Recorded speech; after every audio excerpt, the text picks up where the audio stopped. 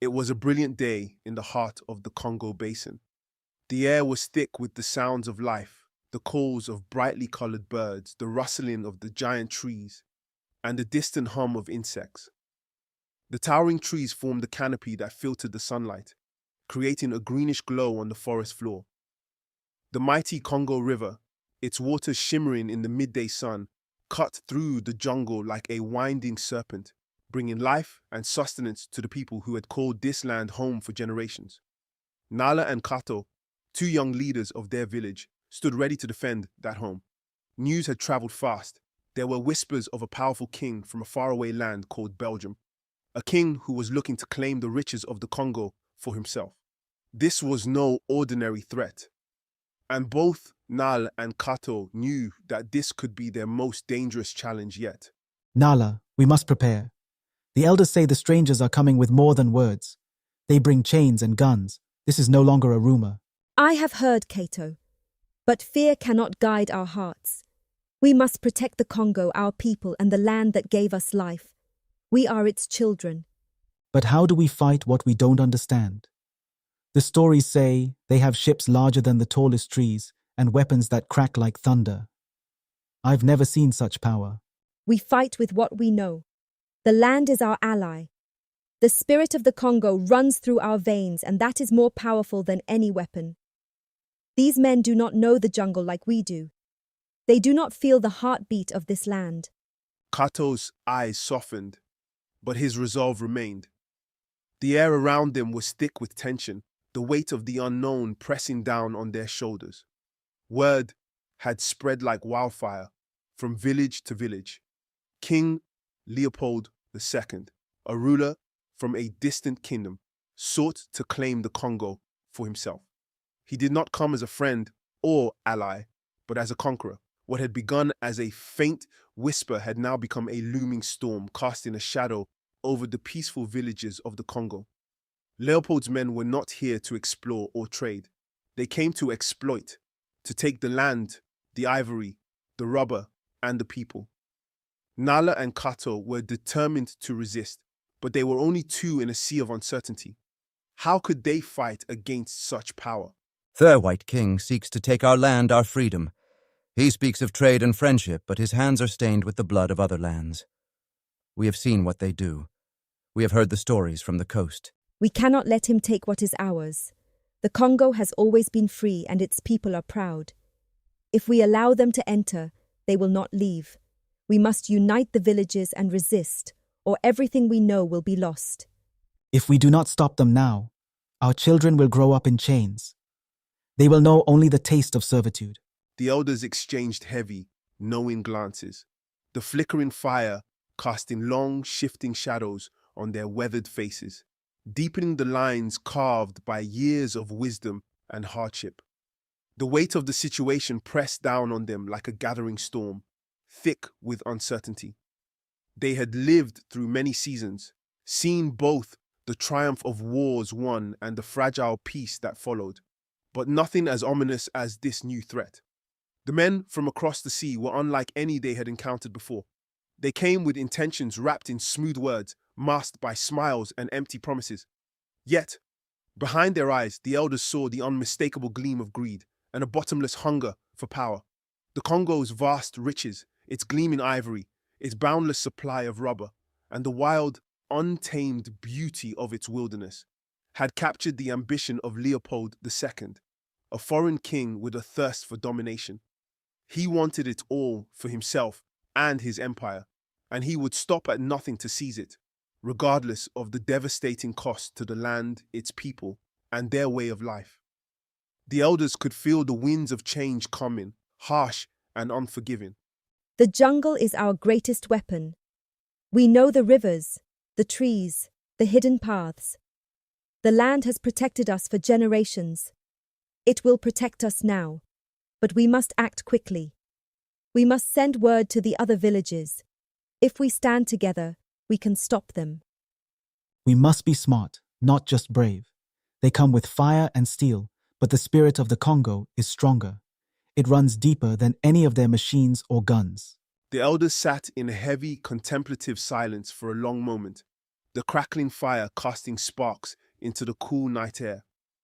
Each elder, weathered by time and experience, reflected deeply on the gravity of their young leader's words. Nala and Kato had spoken the truth. The moment for decisive action had come, and any hesitation could cost them their land, their freedom, and their future. The villages, once separated by distance, custom, and the rhythm of their own lives, would now need to intertwine their fates like the resilient vines that crept silently through the dense forest, binding the trees in an unbreakable embrace. They would need each other now more than ever.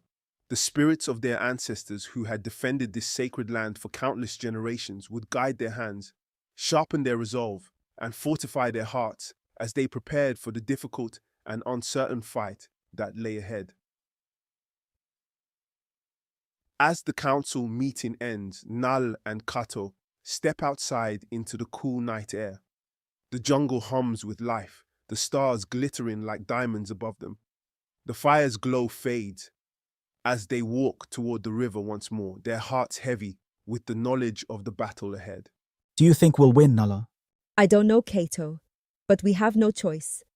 The Congo is our home and we must defend it, no matter the cost. With the weight of responsibility heavy on their young shoulders, Nal and Kato stood side by side, gazing out over the vast, untamed wilderness that had always been their home. In the quiet of the night, beneath the canopy of stars, they made a silent vow to protect the Congo at all costs. The road ahead would be treacherous, filled with battles and hardships they could scarcely imagine. But they were not alone. The very spirit of the land, the pulse of the rivers, the whisper of the trees, would be their ally. The strength of their people, born from generations of resilience, and the timeless wisdom of the elders would guide them through the darkest moments. Whatever happened, they knew they would stand tall, unbowed for the Congo. The shadow of Leopold's greed-driven ambitions had fallen like a dark cloud over their land. But in the hearts of Nao, Kato, and their people, the light of resistance had only just begun to shine, strong, unwavering, and unafraid.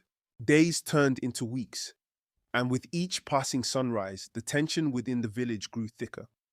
The elders spoke in hushed voices around the fire at night, and the air felt heavy with the unknown. Then one day, they arrived, Leopold's men, led by the infamous explorer Henry Morton Stanley. His name was already whispered through the villages, carried by travelers and messengers. They said he had charted rivers no one dared cross, and now he had come to chart the fate of the Congo. Stanley and his expedition arrived on the shores of the Congo with wide smiles and baskets of gifts, bright beads, mirrors that sparkled in the sunlight, and colorful fabrics. But behind their friendly faces, Nal and Kato saw something darker, something hungry. Greed disguised as generosity. The air buzzed with an unspoken threat. Stanley's mission, under the orders of King Leopold II, was to claim the Congo. Their presence was masked as a noble endeavor, a mission of peace and civilization. But Nala and Kato knew better. They could feel the true purpose beneath the surface, like the crocodiles that lurked beneath the waters of the river, waiting to strike. From the safety of the trees, Nala and Kato crouched low, their bodies hidden beneath the thick, leafy canopy. Their eyes were locked on the strange boats gliding silently up the Congo River. The boats were unlike anything they had ever seen before. Massive wooden monsters that sliced through the water, their sails billowing like ghostly wings. Men with long oars paddled in unison, while others stood at the helm, guiding the vessels forward with a quiet, eerie determination. The men aboard wore strange, heavy clothing that shimmered in the sunlight, and many carried long, shining objects, rifles, the elders had called them, weapons capable of death from a distance, weapons of destruction. The boats came closer, and Nara felt a deep chill run down her spine, a coldness that clung to her like a mist. She glanced at Kato, whose face was twisted with worry, his brow furrowed as he watched the invaders approach. There was no mistaking it now. These men were here for more than trade. Look at their weapons. They bring nothing but destruction. They speak of treaties, But their eyes tell a different story. They are not here to trade, Kato. They are here to take what is ours. Nal's words hung heavily in the humid air, lingering like the tension that gripped their hearts as they continued to watch from their hidden perch in the thick jungle. Stanley's boats docked on the muddy riverbank with a slow, deliberate grace, the sound of wood scraping against the earth sending a shiver through the trees. His men, moving with practiced efficiency, began unloading crates filled with bright trinkets, beads that shimmered in the sunlight, and strange supplies that the villagers had never seen before. They waved and smiled, their gestures overly friendly, their voices filled with false warmth, pretending to offer peace and prosperity. But Nal and Kato could see past their polished smiles and empty words. They saw the greed lurking beneath the surface, the cold calculation in their eyes. The danger that had once been a distant rumor, whispered through the villages, had now taken shape and was standing on their shores, real and menacing. The invasion had begun. The village gathered at the edge of the clearing as Stanley and his men approached, the soft murmur of whispers threading through the crowd. The air was thick with tension, almost suffocating, though the villagers, drawn by curiosity, tried to mask their unease with polite smiles and quiet observation. Stanley, with his pale skin glistening under the relentless heat of the Congo sun, stepped forward confidently, smiling broadly as if he were a friend long expected. His men followed closely behind, their arms laden with colorful trinkets and gleaming beads, presenting these offerings to the village leaders as though they were tokens of goodwill, meant to dazzle and distract. But the elders were wary, their brows furrowed in suspicion as they eyed the newcomers, their faces guarded like stone. They had seen such promises before, and they knew the danger of such gifts. Nal and Kato stood in the shadow of the trees, their bodies hidden, yet their eyes fixed on Stanley, watching every move, every gesture, waiting for the mask of kindness to slip. King Leopold, my master, wishes to help your people. He has heard of the richness of your land and the strength of your warriors. He offers you protection from your enemies and the promise of trade, wealth, and friendship. All we ask is your agreement to allow us to stay, so we may work together. And what do you take in return? Only what you no longer need, your ivory, your rubber. It will bring great wealth to your people. Your village will thrive as it has never thrived before. Stanley's words were sweet like honey, dripping with charm and promises of prosperity. But beneath the surface, Nal and Kato could taste the sharp bitterness of deceit. His voice was too smooth, his smile too wide, and they knew better than to be fooled by such empty promises. The elders exchanged wary, silent glances, their eyes betraying the growing unease they felt.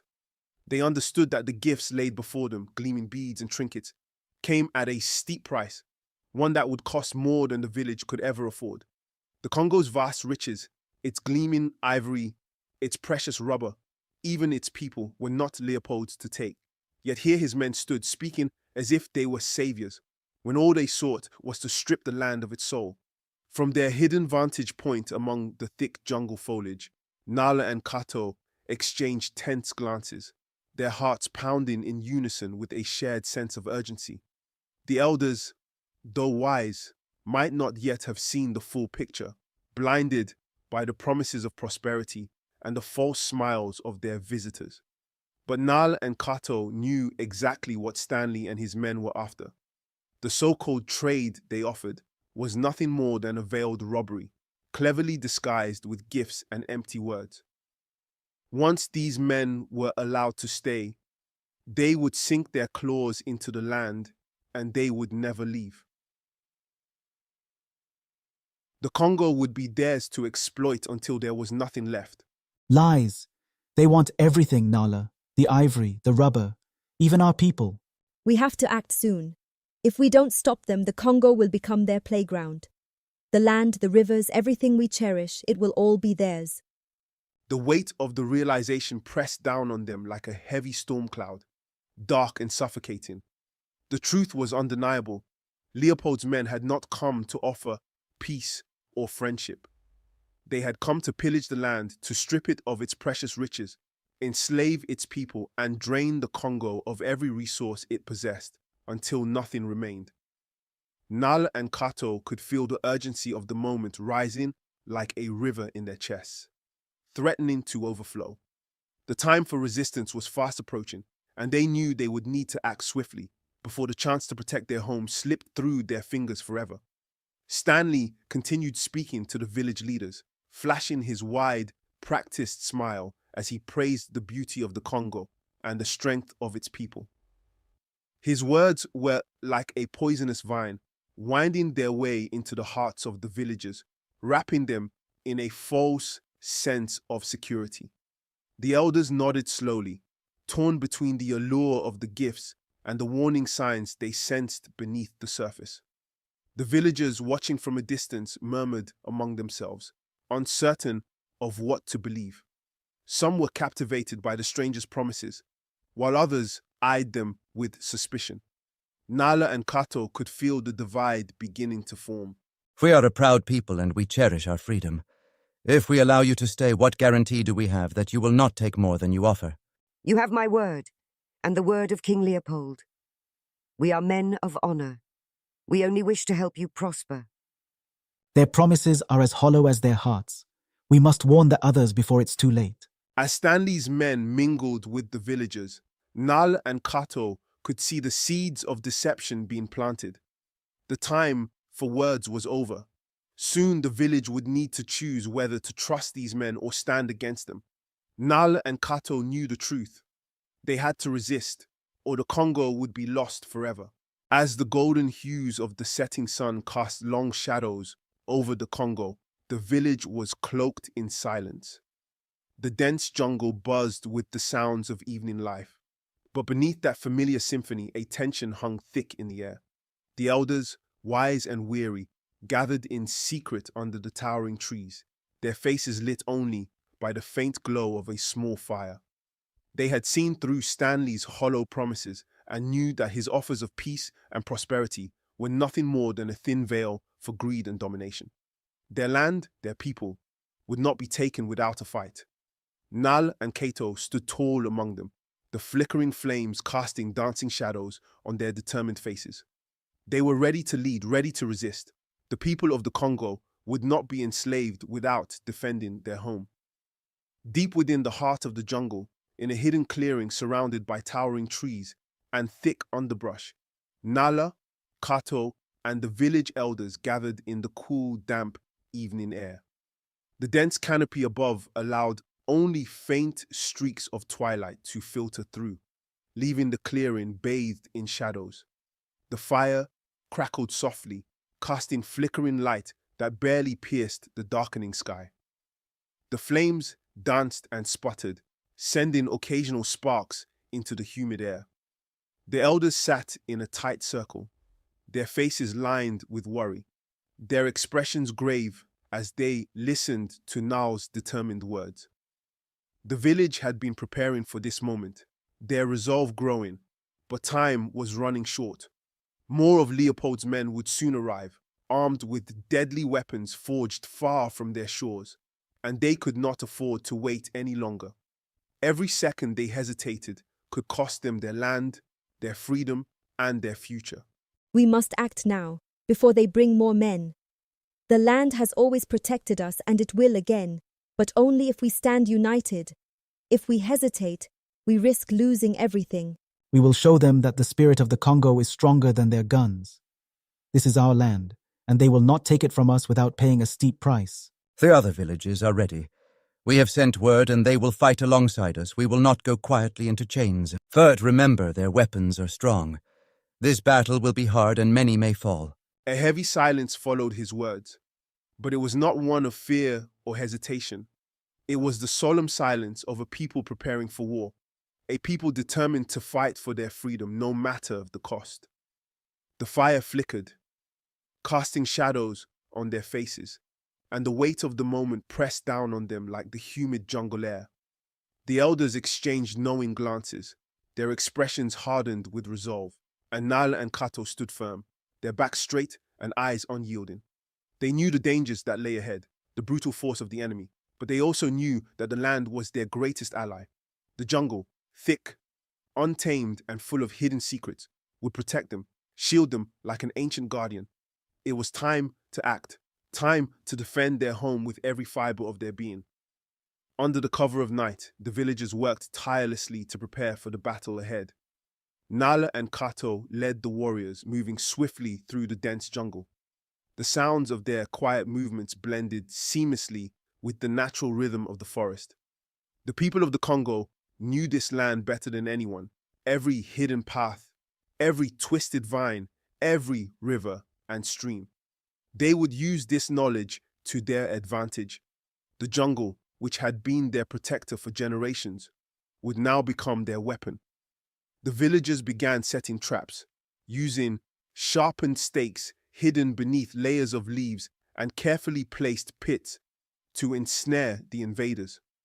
Nets woven from vines hung high in the trees, waiting to fall on unsuspecting soldiers. They won't know what hit them. Let them come with their guns and their false promises. We'll show them the true power of this land. We fight not just for ourselves, Kato. We fight for the generations that will follow us. If we fall today, we must ensure that tomorrow our children will stand free. As they worked, the villagers moved like shadows, silent and swift, blending seamlessly into the dense jungle around them.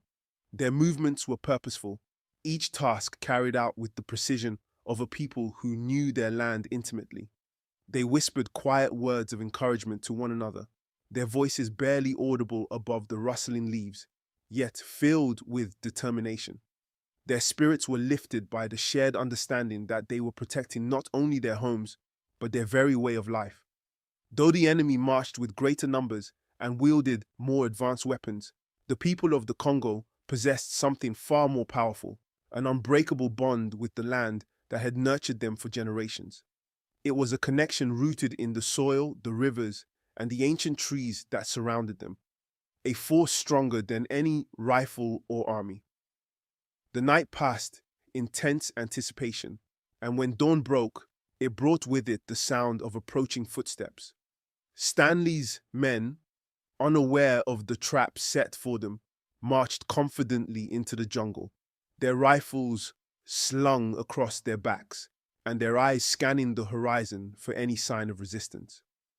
They had no idea that the jungle itself was watching them. The first trap was sprung almost immediately. A group of soldiers pushing their way through the thick undergrowth suddenly disappeared into a pit lined with sharpened stakes. Their screams echoed through the trees as the others scrambled to help them, only to be caught in a net that fell from above, entangling them in a web of vines. Look at them, Nala.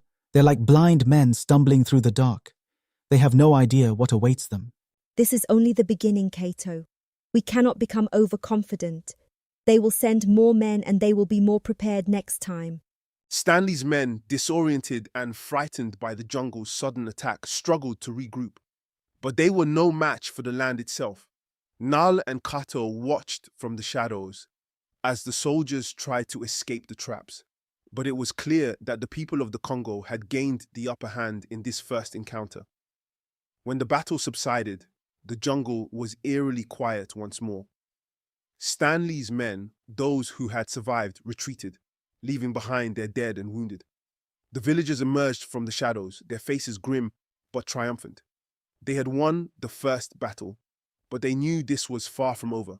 Leopold would not accept defeat so easily. Nala and Kato stood together at the edge of the clearing, their hearts heavy with both victory and the knowledge of the battles to come. We won today, but they will return, with more men, with more weapons. Yes, and when they come, we will be ready again. This fight is far from over, Kato, but we fight with the land at our side. We will protect it until our last breath. The sun began to set once more, casting a red glow over the jungle. The people of the Congo had won the first battle, but the war was only beginning. They knew that more blood would be spilled, and that the fight for their home, their freedom, and their future would be long and difficult. But they were ready. The spirit of the Congo burned within them, fierce and unyielding.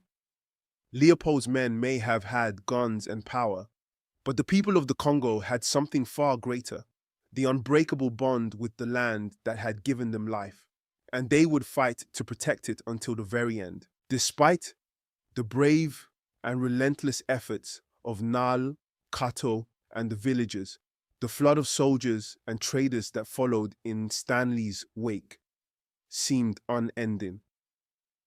An overwhelming force that the people of the Congo could not stop.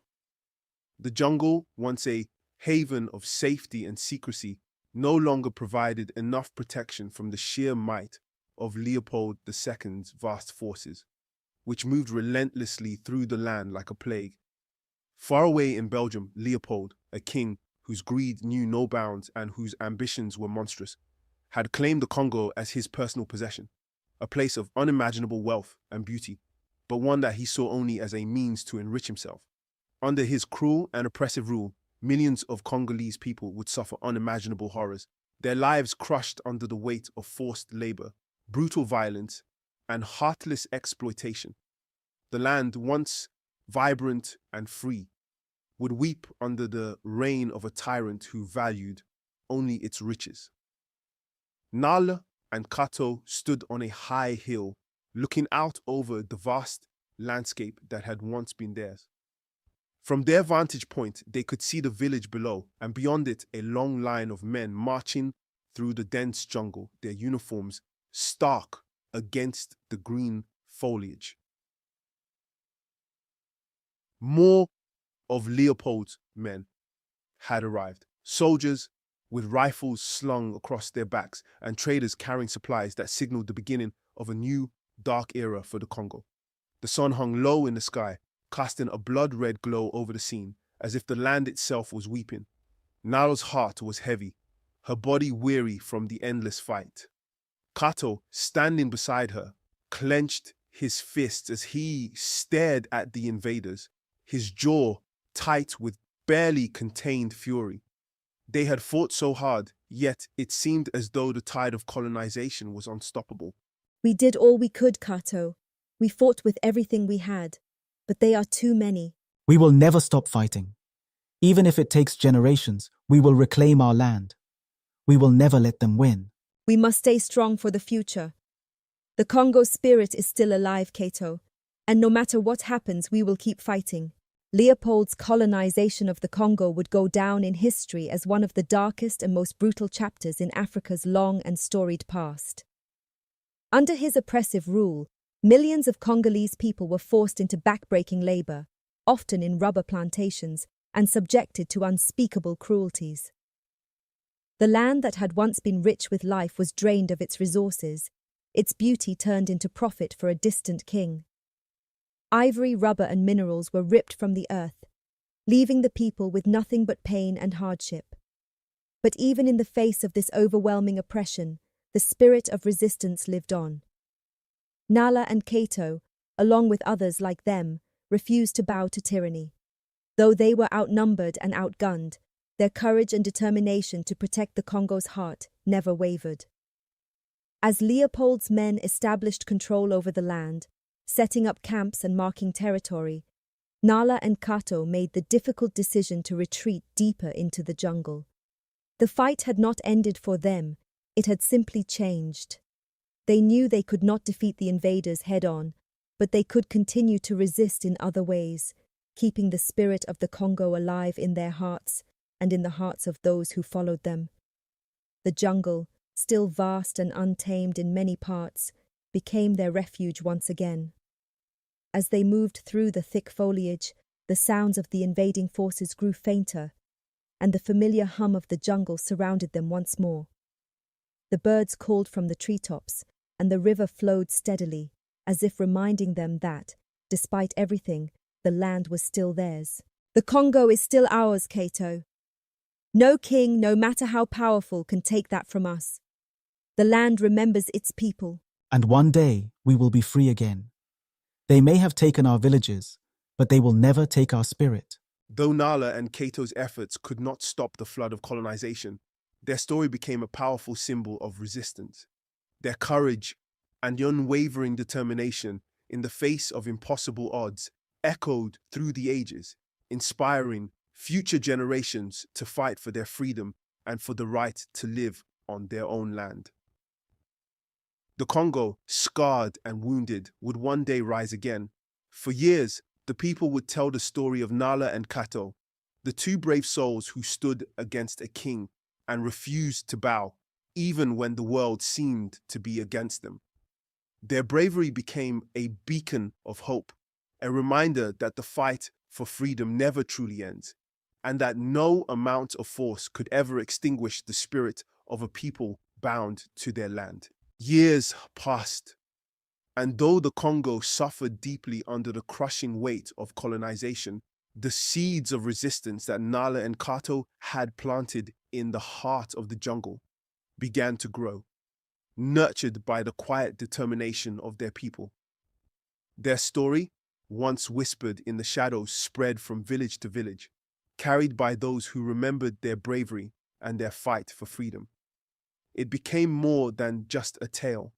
It became a symbol of defiance, an anthem of hope that inspired future generations to resist oppression in all its brutal forms.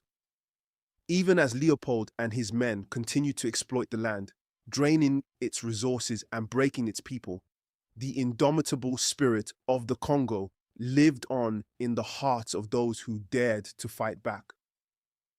Nala and Kato's legacy endured through the years, a legacy built on courage, unyielding strength, and the unwavering belief that freedom was worth every sacrifice, no matter how long the struggle took or how many battles were fought.